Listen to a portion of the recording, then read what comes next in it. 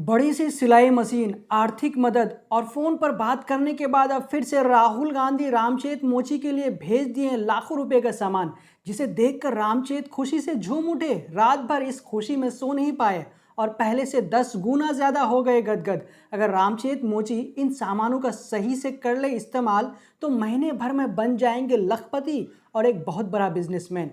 आज बंगाल की मुख्यमंत्री ममता बनर्जी बंगाल के विधानसभा में एंटी रेप बिल को पास करते हुए देश के प्रधानमंत्री नरेंद्र मोदी, गृह मंत्री अमित शाह और जिन भाजपा शासित राज्यों में दुष्कर्म, बलात्कारी जैसी घटनाएं होती हैं तो उन राज्यों के मुख्यमंत्रियों से भी इस्तीफा मांग ली है। उत्तर प्रदेश के हाथरस वाली घटना का जिक्र करते हुए उन्होंने भारतीय जनता पार्टी पर निशाना साधते हुए कहा कि भारतीय जनता पार्टी अपने उन राज्यों की बात करना बिल्कुल भी नहीं चाहते हैं। पश्चिम बंगाल से ज़्यादा उत्तर प्रदेश और गुजरात जैसे राज्यों में क्राइम रेट होते हैं तो पहले उन राज्यों के मुख्यमंत्री अपने पद से इस्तीफा दे। राहत इंदौरी का वो शेर याद है दोस्तों कि लगेगी आग तो आएंगे घर कई जद में। यहाँ पे सिर्फ हमारा मकान थोड़ी है। जो नफरत मुसलमान से शुरू हुई थी वो नफरत अब मिश्रा तक आ पहुंची है। हरियाणा के फरीदाबाद से ताल्लुक़ रखने वाला आर्यन मिश्रा जो 12th क्लास का स्टूडेंट था वो अपने दोस्तों के साथ बाहर घूमने के लिए निकला था तो इसी बीच रास्ते में गौ रक्षकों ने उसे गौ तस्कर समझकर कई गोलियां चला दिया, उसे मौत के घाट उतार दिया। सिर्फ शक के बुनियाद पर आर्यन मिश्रा को मौत के घाट उतारे जाने के बाद उसके पिता का छलका दर्द। उन्होंने कहा गौ तस्कर समझकर उनको गोली मारने की अधिकारी थी, ये अधिकार उनको गवर्नमेंट ने दिया, मोदी सरकार ने दिया। तो मोदी सरकार ने उन्हें क्यों ये अधिकार दिया? जब से कंगना रनौत की फिल्म इमरजेंसी लटकी पड़ी है तब से कंगना रनौत कभी अपने ही सरकार के खिलाफ बोल रही है तो कभी कोर्ट जाने की बात कर रही है। तो अब वहीं पर इस फिल्म को रिलीज कराने के लिए राहुल गांधी से कांग्रेस के सामने गिड़गिड़ाकर भीख मांगने लगे। इसलिए जनता कह रही है कि सरकार भाजपा की, प्रधानमंत्री मोदी जी हैं, लेकिन मदद मांग रहे हैं किससे? राहुल गांधी से। तो इसे देखकर ऐसा लग रहा है कि भले ही सरकार मोदी की हो लेकिन राहुल गांधी के इशारे पर सिस्टम चल रहा है। जो भारतीय जनता पार्टी के प्रवक्ता अजय आलोक नेशन फर्स्ट, मोदी जी का डंका, हिंदू राष्ट्र की मांग कर रहे थे वो खुद अपने बच्चों को विदेशों में पढ़ा रहे हैं और उनके बच्चे को अमेरिका का सिटीजनशिप मिला हुआ है। बेटी की अमेरिका में मेडिकल में एडमिशन और बेटे का नीट में सेलेक्ट होने की उम्मीद में खुशी जाहिर करते हुए वो खुद ट्वीट कर इसकी जानकारी देते हैं और इस बात पर वो प्राउड फील करते हैं। तो उनके ऐसे दोहरे मापदंड को देखते हुए जनता भड़क गए और उनको खूब खड़ी खोटी सुना गए। तो जी हाँ दोस्तों, आज हम इन 5 बड़ी खबरों पर रोशनी डालेंगे और इसके बारे में विस्तार से बात करेंगे, इसलिए वीडियो के अंत तक ज़रूर बने रहिएगा। और अगर आपने अब तक हमारे चैनल द ट्विस्ट को सब्सक्राइब नहीं किया है तो प्लीज़ सब्सक्राइब कर दें और साथ में बेल आइकन को दबा दें। इनके साथ साथ लाइक, कमेंट और शेयर करना ना भूलें। सलाम, नमस्कार, आदाब दोस्तों। आपको तो याद ही होगा कि जब से राहुल गांधी रामचेत मोची के साथ अचानक से मुलाकात किए थे तो उनकी किस्मत बदल गई थी। उन्हें लोग सराखों पर रखकर उनसे मिलने के लिए दूर दराज से आते थे, अधिकारी भी उनसे मिलने के लिए आते थे और वो लगभग अपने क्षेत्र के स्टार बन गए थे। उसके बाद राहुल गांधी ने उनसे जो वादा किया था उन वादों को निभाते हुए उनको आर्थिक मदद और एक बड़ी सी सिलाई मशीन भेजी थी। और राहुल गांधी ने जिस चप्पल की सिलाई की थी उस चप्पल की कीमत 10 लाख रुपए तक लगाई जा रही थी और अब फिर से राहुल गांधी रामचेत मोची के लिए लाखों रुपए के सामान भेज दिए हैं। जूता चप्पल बनाने के लिए जो रॉ मटेरियल, कच्चे माल होते हैं तो उन सामानों को राहुल गांधी ने अपनी टीम के जरिए रामचेत मोची को भिजवाया है। कच्चा माल में जैसे धागा, रिपीट, सॉल्यूशन, लेदर, रैक्सीन, जूते चप्पल की सील, पेस्ट, सुई धागा इत्यादि सामान थे। इन रॉ मटेरियल की कीमत लगभग 2 लाख से अधिक बताई जा रही है। इसे देखकर फिर से रामचेत मोची के चेहरे पर चमक आ गई, वह खुशी से झूम उठे। संडे को रात 11 राहुल गांधी के टीम ने रामचेत मोची को फ़ोन किया और उन्हें बताया कि हम राहुल गांधी की टीम से बोल रहे हैं, आपके राहुल भैया ने आपके लिए ये सामान भेजे हैं। ये बात सुनने के बाद रात भर रामचेत मोची को नींद नहीं आई और खुशी से झूम उठे। और दूसरे दिन सोमवार को एक गाड़ी आई, उस गाड़ी में से 3 आदमी उतरे और वो सभी सामान उनके हवाले कर चले गए। वहीं पर दूसरी तरफ जिस प्रकार से Bharatiya Janata party Kolkata medical student के मामले को लेकर दोहरी राजनीति कर रही है तो इसको लेकर अब बंगाल के मुख्यमंत्री ममता बनर्जी सख्त रूप दिखाते हुए बंगाल विधानसभा के अंदर भारतीय जनता पार्टी के ऊपर भड़क उठे।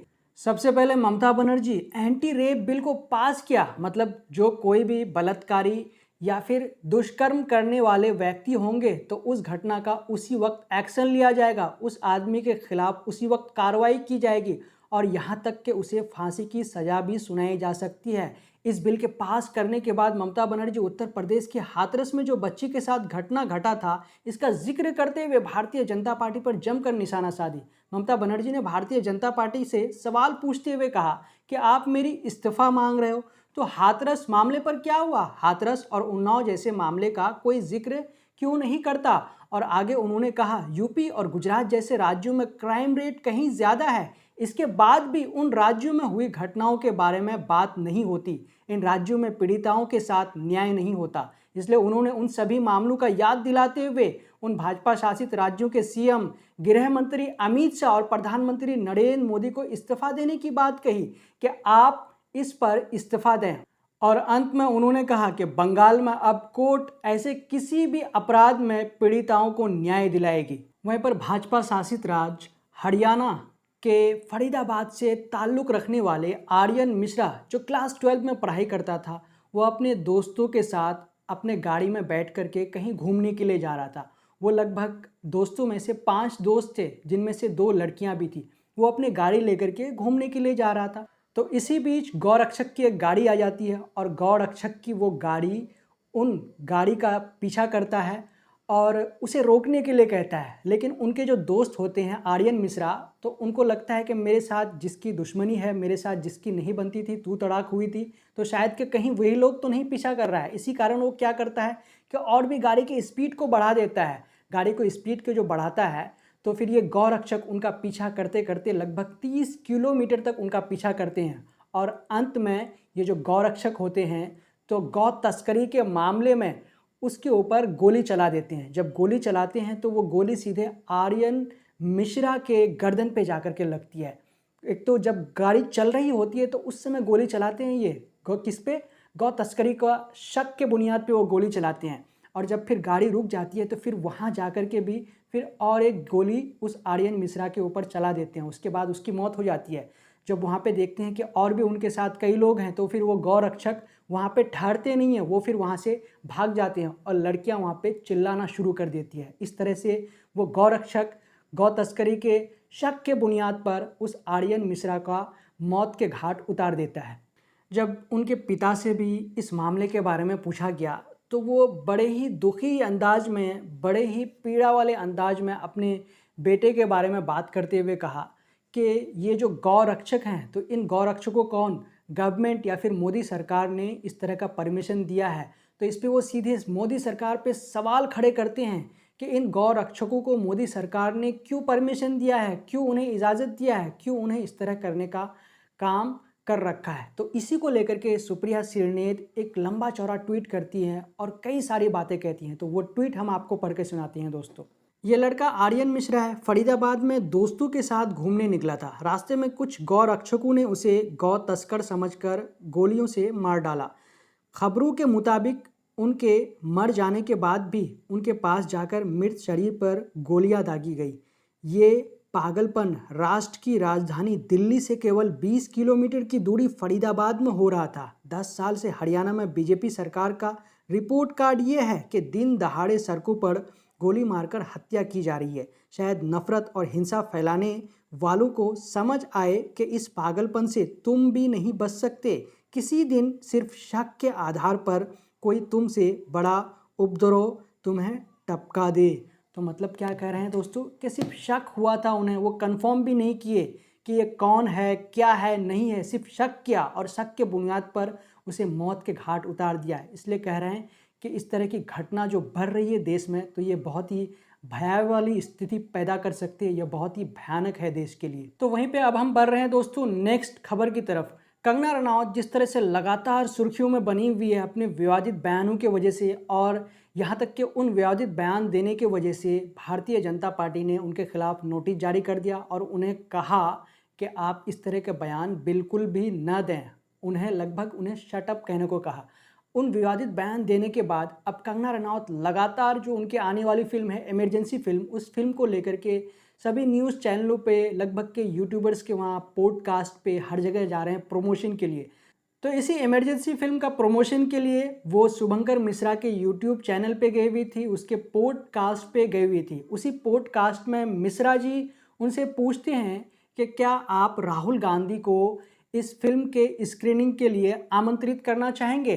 तो इसका जवाब देते हुए वो कहती है कि मैं सभी कांग्रेसियों से अपील करना चाहता हूँ कि आप पहले मेरी इस फिल्म को रिलीज़ होने के लिए दीजिए, आप मेरा साथ दीजिए कि ये फिल्म रिलीज़ हो जाए, और मैं आप सभी से निवेदन करता हूं कि आप इस फिल्म को देखने के लिए जाएं। इस फिल्म को देखने के बाद तब फिर आप उसमें जो गलती हैं तब जाकर के हमें बताएं कि आपने फिल्म में ऐसा किया, वैसा किया, या फिर ये सीन सही नहीं है।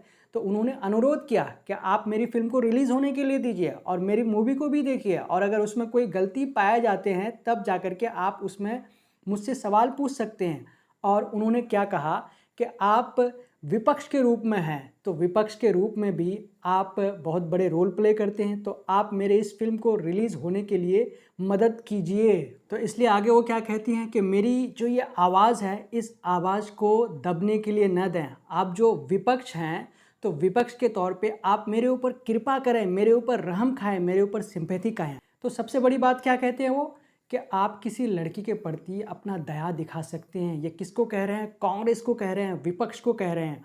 और उसके बाद वो फिर क्या कह रहे हैं कि आप अगर दया दिखाएंगे, मेरी फिल्म को रिलीज़ करवाएंगे, तो इसके लिए मैं बहुत ज़्यादा आभारी रहूँगा, और ये बहुत बड़ी बात होगी कि आपने मेरे इस फिल्म को रिलीज़ करवाने के लिए मेरी मदद की। तो ये वो बातें हैं दोस्तों, जहाँ पे मिश्रा द्वारा कंगना रनौत से पूछा गया था उनके इमरजेंसी फिल्म को लेकर के राहुल गांधी से रिलेटेड के स्क्रीनिंग में उसे बुलाएंगे, तो उन्होंने इतनी सारी बातें कही थी, जहाँ पे इसी कारण उनको कहा जा रहा है कि जहाँ पे देश में मोदी की सरकार है, भाजपा का सरकार है, तो वहाँ पे किससे मदद मांग रहे हैं कंगना रनौत? राहुल गांधी से मदद मांग रहे हैं, विपक्ष से मदद मांग रहे हैं कि आप मेरी फिल्म को रिलीज़ करवा दीजिए, इसके लिए मैं आपका आभार रहूँगा। तो इसी कारण इसको लेकर के उसे ट्रोल भी किया जा रहा है। वहीं पे अब हम बढ़ते हैं नेक्स्ट खबर की तरफ। स्क्रीन पे आप जो तस्वीर देख रहे हैं, इस तस्वीर को आप अच्छी तरह से, इस शख्स को आप अच्छी तरह से पहचानते होंगे। ये भारतीय जनता पार्टी के प्रवक्ता अजय आलोक हैं, जो अक्सर टीवी डिबेट में दिखते हैं भारतीय जनता पार्टी के तरफ से। जहाँ पे हिंदू मुस्लिम का जो डिबेट होता है, उस डिबेट में अक्सर इनको देखा जाता है। तो इनका क्या न्यूज़ है दोस्तों, जिस वजह से ये चर्चे में बने हुए हैं? पहले उनके प्रोफाइल के बारे में बताते हैं कि ये अपने प्रोफाइल में क्या लिखते हैं कि नेशन फर्स्ट, सबसे पहले राष्ट्र। उसके बाद फिर क्या है कि ये कई जगह कई ट्वीट के ज़रिए ये हिंदू राष्ट्र की भी मांग करते हैं, और कई जगह ये भी मतलब कहते हैं कि मोदी का डंका। तो ये सभी चीज़ें करने के बाद जब ये एक नया ट्वीट करते हैं अपने बच्चों को लेकर के कि उनके बच्चे मेडिकल में पास हो जाते हैं, नीट में पास होने की उम्मीद है, तो उसको लेकर के वो ट्वीट करते हैं, तो उस पे है कि ये बुरी तरह से घिर जाते हैं और इन पे सवाल खड़े कर देते हैं। इसी को लेकर के जैकी यादव लिखते हैं कि ऐसी देशभक्ति देखकर आपको भी चक्कर आने लगेगा। बीजेपी नेता अजय आलोक अपनी एक्स प्रोफाइल में बड़े बड़े शब्दों में नेशन फर्स्ट लिखे हुए हैं, लेकिन इनके बच्चे अमेरिकन सिटीजन्स हैं, इनके बच्चे अमेरिका में पढ़ते हैं, और ये उनके अमेरिका में एडमिशन लेने की खबर को साझा करते हुए खुद को प्राउड लिखते हैं। जिस इंसान के लिए नेशन फर्स्ट होगा, वो व्यक्ति अपने बच्चे के विदेशों में पढ़ने से कभी भी प्राउड फील नहीं होगा।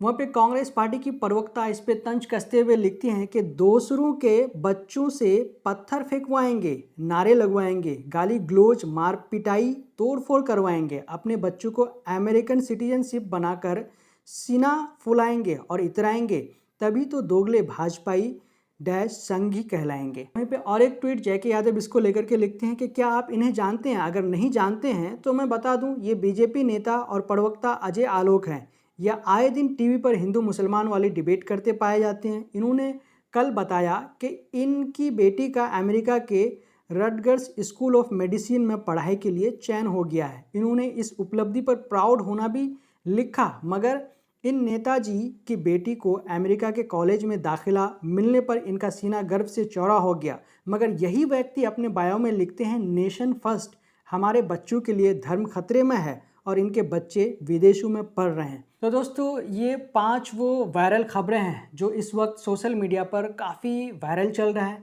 तो इस खबर में फ़िलहाल इतना ही। फिर से जाते आते हम आपको बता दें कि अगर आपने अब तक हमारे चैनल द ट्विस्ट को सब्सक्राइब नहीं किया है तो प्लीज़ सब्सक्राइब कर दें और साथ में बेल आइकन को दबा दें। जय हिंद, जय भारत।